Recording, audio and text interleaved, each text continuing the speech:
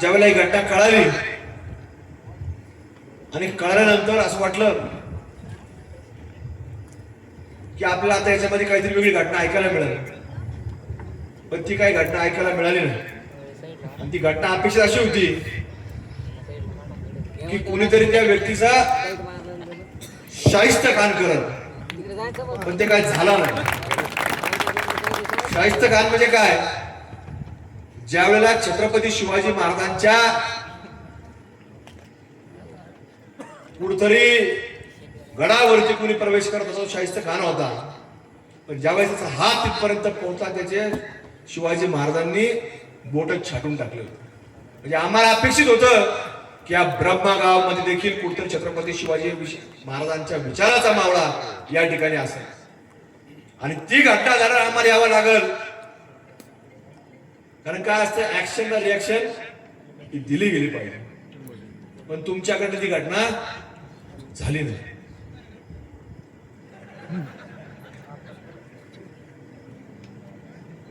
आणि मग तुम्ही काय केलं? लोकशाही मार्गाने निघाले. ठीक आहे, लोकशाही मार्गात स्वीकारावंच लागतं. तुम्ही तिथपर्यंत गेले, चला आपली घोषणा देत देत आपल्या प्रभू रामचंद्रांच्या नावाने घोषणा दिल्या, छत्रपती शिवाजी महाराजांच्या नावाने घोषणा दिल्या. आणि काय 4-2 लोकांना घरी त्याला दिल्या काहीतरी दांडे बिंडे बघाव, त्याच्यावर झालं ना. कशावर रोखलं जातं? टिपड्या आहेत, टिपू बी नाही.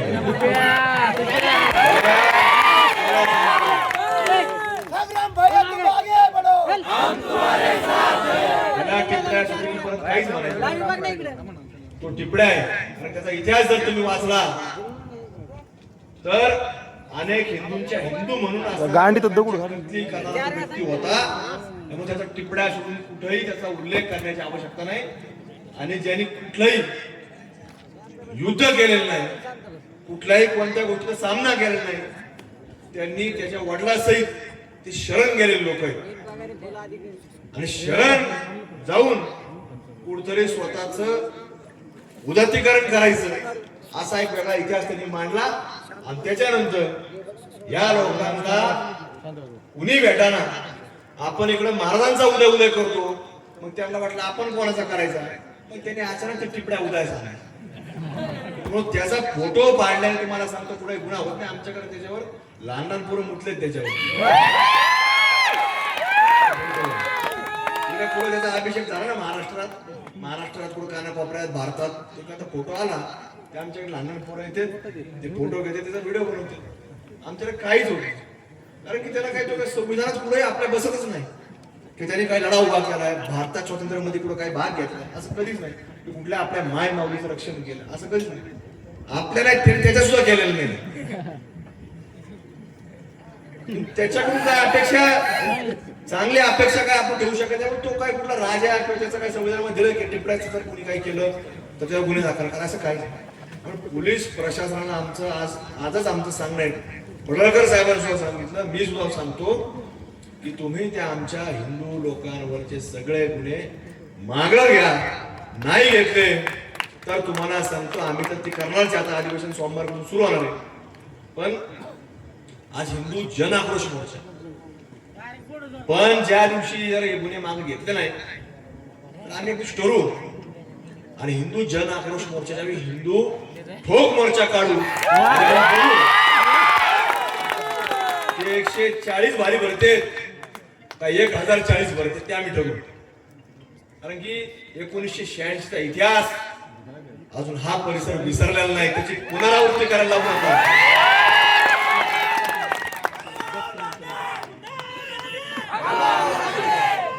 आठवतो ना 1986?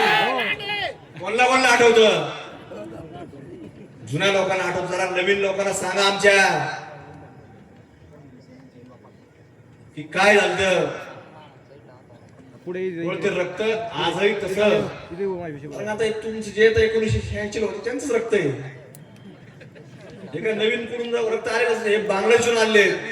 तसं आपलं रक्त याच मातीतलं, याच मराठवाड्यातलं, याच आपल्या ब्रह्मगाव मधलं आहे. त्यामुळे हे दाखवायला फार वेळ लागणार नाही. अहो आपल्या महाबली हनुमानाच्या मूर्तीवरती या सगळ्या गोष्टी करायच्या धाडस असतं. आणि तुम्ही जर पाहिलं जसं पडळकर साहेब बोलले, अनेक लोक बोलले आणि अनेक लोक सातत्याने चर्चा करत होते की एकच व्यक्ती कसा असू शकतो. पोलीस प्रशासन टिपऱ्याचा फोटो काढला, टिपऱ्याचा फोटो काढला, ते आले. अब तुम्हाला तुला बुद्धीला पटतं का की एक 55 वर्षाचा माणूस तिथं येऊ शकतो, गोमातेची कत्तल करू शकतो, ते मांस आणू शकतो, ते रक्त टाकू शकतो, ते मांस करू शकतो. कोण आहे लहान पोराला सुद्धा हे न पटण्यासारखं. पण तुम्हाला काय बाजू बॅलन्स ठेवायची. एक अटक केला आम्ही, लोकांना सांगायचं शांत करायचं, आणि आमच्याही लोकांवरती ते टिपड्याचा फोटो काय फाडला जाळला काय केलं म्हणून गुन्हे दाखल केले. दोन्हीकडे वातावरण शांत. ही पोलिसांची भूमिका चालणार नाही. हे सरकार तुम्हाला सांगतो हे प्रभू रामचंद्रांच्या आशीर्वादानं विराजमान झालेलं सरकार आहे.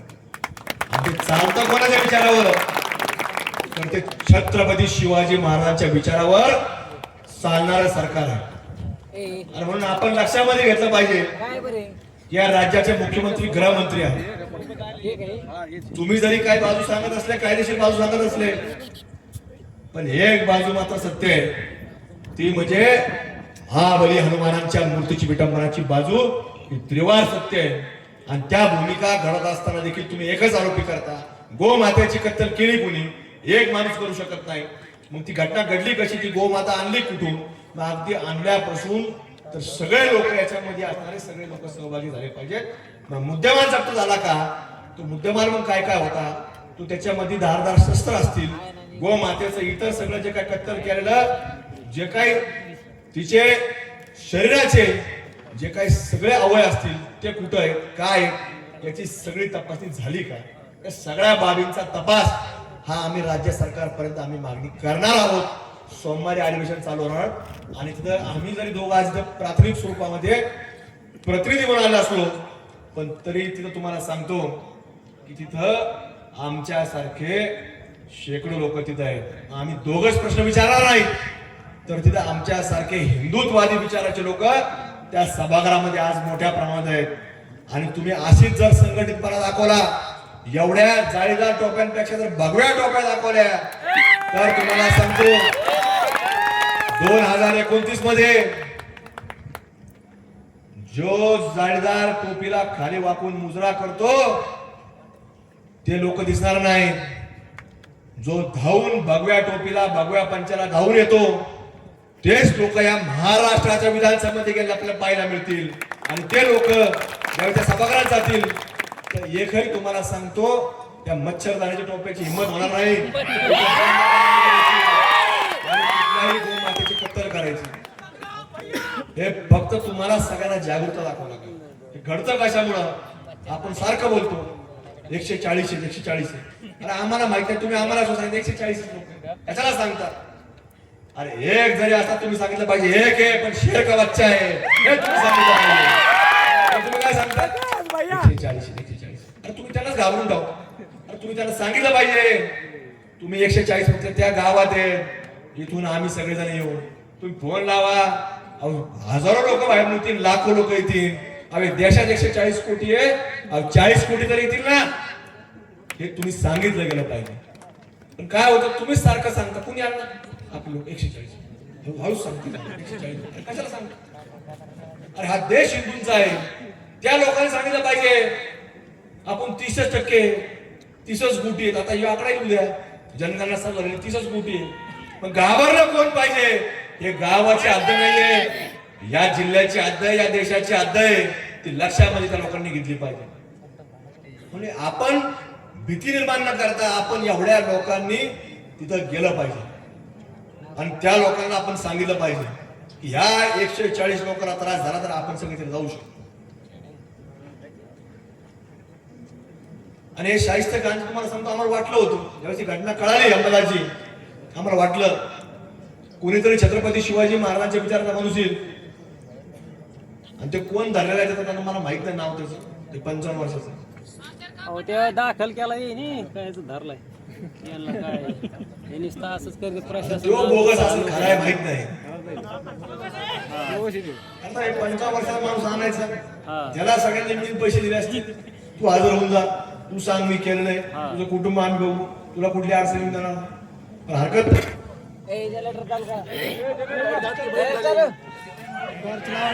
वाट लावा रे सगळे